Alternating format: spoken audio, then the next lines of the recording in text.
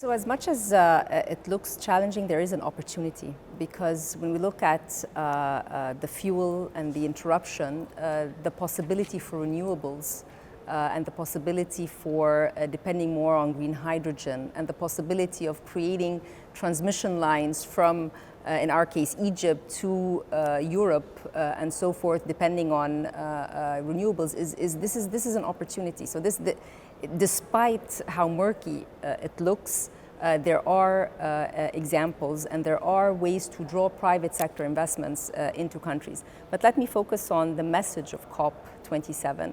It's from pledges and commitments to implementation. We want it to be an implementation COP.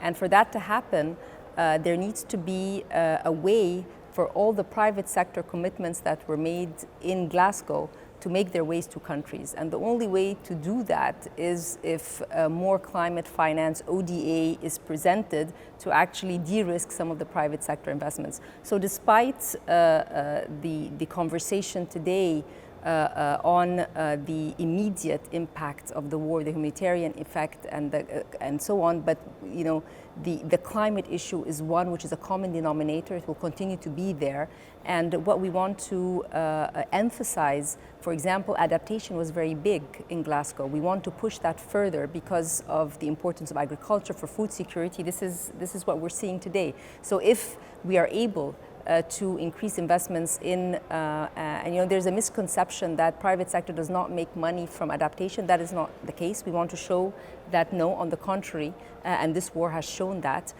So there is, if you will, several spots that we need to keep on emphasizing and pushing forward. You know, if I look at the G24 communique, which came out a few days ago, despite the fuel, food, fertilizer, and financial shocks, there was a section dedicated on climate, and this is important, and dedicated in these terms of de-risking and trying to draw in the private sector investments that are needed in the countries. So we will continue to push that message forward, and also use life examples of projects and partnerships that worked in countries and see how we can scale those in other places.